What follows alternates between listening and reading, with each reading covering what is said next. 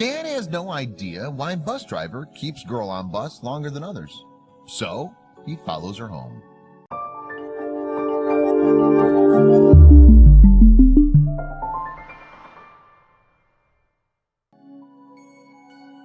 He remembered the day he'd looked at her long, beautiful locks and shook his head. In one decisive motion, he pulled out the clippers and shaved it all off. His daughter was angry that she looked like a boy with her short crew cut, but he really had no other choice. At least, that was one problem solved, or so he thought. Philip Carey lives with his 11-year-old daughter in Utah.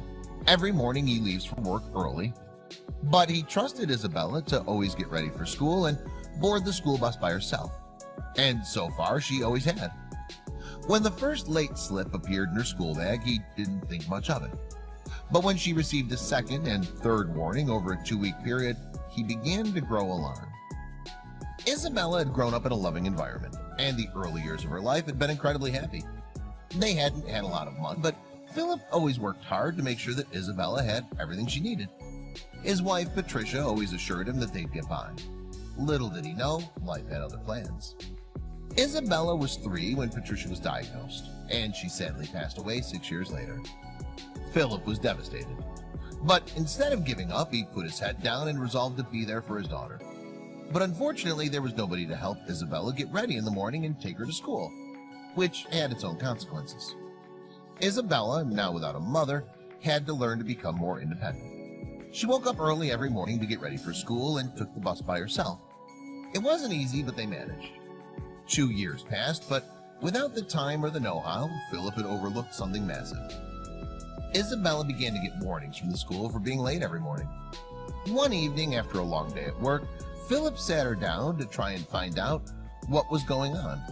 But Isabella immediately clammed up and tried to change the subject. She didn't want to hurt her father with the truth. That's when Philip began to grow suspicious. One day, Philip informed his boss that he was going to be leaving work early. Then, right as his daughter was due to come out of the school and get on the bus, he pulled up to the corner and waited. Was she really taking that bus every day? But sure enough, he soon spotted her. She got on the bus with a few of her friends right on time. He followed the bus all the way home, but then he noticed something odd. Philip knew that Isabella was going through a difficult period in her life. Since his wife had passed away, she hadn't been the same, and who could blame her? She'd only been 9 years old at the time. But there'd been a marked change in her behavior of late, and Philip was determined to get to the bottom of it. The following evening, Philip sat Isabella down again. He broached the subject gently, first by asking if Isabella was having trouble sleeping at night. Was this why she'd been late for school last week? Was she oversleeping? Isabella shook her head.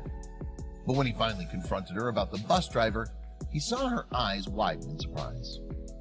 Philip asked Isabella why the bus driver was keeping her on the bus longer than the other kids. Was that why she'd been late for school every day? Then Isabella opened up and told him everything. The bus driver had been keeping her on the bus in the morning and evening, even after all the other children had gotten off. Philip was dumbfounded when she admitted that it was because of her hair. Was she in trouble? After her mom passed, Isabella had struggled with her hair every morning. This revelation was no surprise to her dad. He was well aware of the problem. In fact, Isabella and her dad had come to blows over her hair more than once. In the end, the desperate dad felt he had to resort to drastic measures to keep it in check. Philip tried his best to untangle Isabella's hair, but he just didn't know how. She'd get mad at me for pulling her hair. I didn't know how to do it, he admitted in an interview. That's when he knew that he was out of options. He grabbed the clippers he used to keep his own hair trimmed and shaved it all off. After inspection, her shorn head in the mirror, Isabella was horrified when she saw what he had done.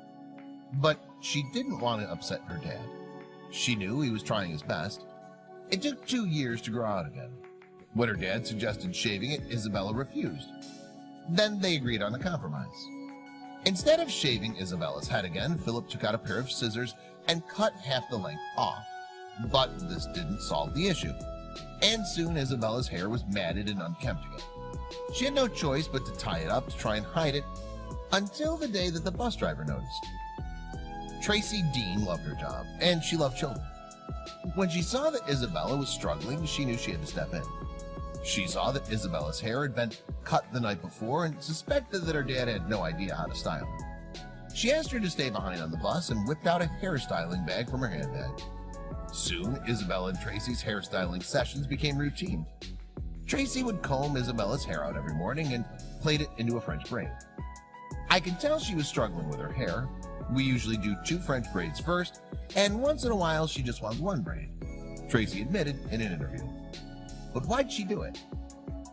At first, it was slow going. It took a full week of 10-minute sessions for Tracy to slowly untangle Isabella's hair. She'd been slightly late for school on those days, but Tracy knew it was important. She had 4 children at home, one who's almost Isabella's age.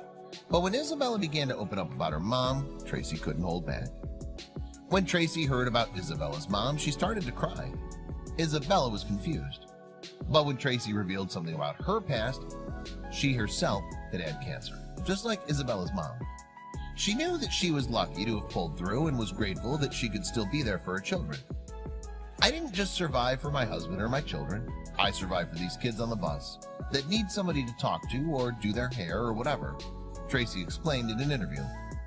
I also taught Isabella how to brush her hair. She'd get on the bus and she'd say, "I brushed my hair. Does it look good?"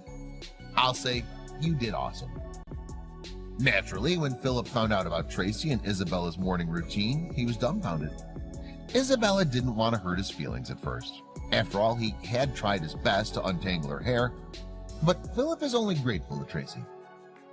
One day, Isabella came home and looked beautiful. I call her my princess, and she looks the part. She plays the part and her confidence is way up, which is what I've been intending, Philip said. Soon, the media caught wind of the heartwarming story and Tracy was hailed a hero. But she remains humble. "It's just the way my mom raised me, to be nice to everyone, people who need a little love in their life. I like to give all the kids a chance, even the naughty kids."